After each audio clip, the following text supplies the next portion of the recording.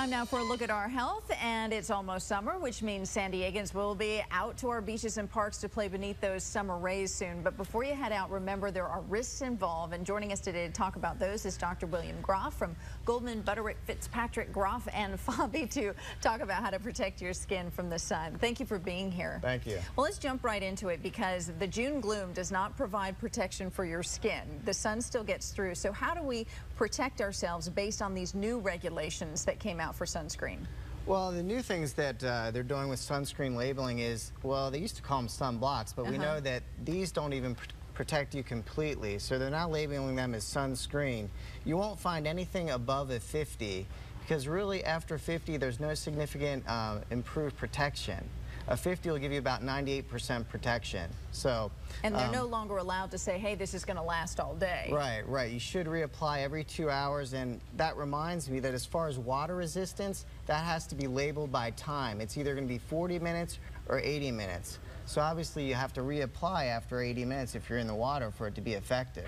So hopefully this year, thanks to these new regulations, it spells it out for us and we won't get burned as much. But there's also the option of protective clothing, and Dr. Groff was kind enough to bring in the two cutest models I've ever seen. We've got Jenna, who's 6, and her little sister, Piper, who's 3. And tell us about the protective clothing, because is that monitored as well or regulated in any way? Absolutely, and the clothing they're wearing are a SPF 50. So again, it's that maximum that you can have, but it makes sense to put sunblock on them before you put the clothing on for added protection.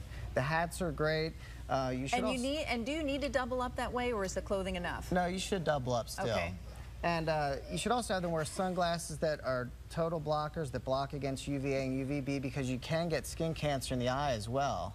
And I'm grinning. I'm sorry, the girls are so cute. I know. They're dancing around over there. But yeah, don't forget your sunglasses, girls. That's important too. Right. But, you know, all of us parents, we do our best, but these long days at the beaches, we can get sunburned. So how do we treat it if it does happen? Well, if it does happen, the best thing to do is obviously, of course, get out of the sun. If you can't get out of the sun, you need to apply sunblock. But when you're showering, take a cool shower. That will help cool the body down. You can take an anti-inflammatory like Motrin or aspirin. That again will help bring down some of the redness and some of the stinging and burning from the sunburn itself. And for cosmetic purposes, a lot of us like to look tan. You actually brought an alternative for some of the things that are out. There's a product which I like and I use actually. It's called Tahitian Tan Mist, and you simply just spray it on your body, wherever the face. It can go in the hands, on the legs, you know, wherever on the body. And it just takes a few minutes, and I think it looks very natural. I have it on my face right now, and I think it just gives a little bit of color.